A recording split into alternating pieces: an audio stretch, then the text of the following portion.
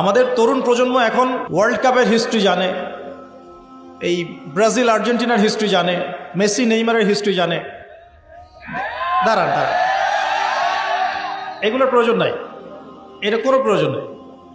আমাদের তরুণ প্রজন্ম এদের হিস্ট্রি জানে, নায়ক নায়িকাদের হিস্ট্রি জানে, গায়ক গায়িকার হিস্ট্রি জানে। ও যে পতিতা, যেটা আধুনিক পতিতা আর কি, যারা সরাসরি পতিতা ভিত্তিতে জড়িত না থাকলেও মানুষকে উৎসাহিত করে, উদ্বুদ্ধ করে, অশ্লীলতার ফেরিওয়ালা, তাদের হিস্ট্রি জানে। বলিউড হলিউডের হিস্ট্রি জানে।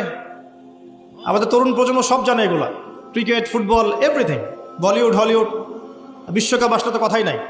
কিন্তু আমাদের তরুণ প্রজন্ম আমাদের শেকড় জানে না। কয়জন তরুণ জানে যে আমরা এমন একটা জাতি ছিলাম যারা সারা বিশ্বকে নেতৃত্ব দিয়েছি?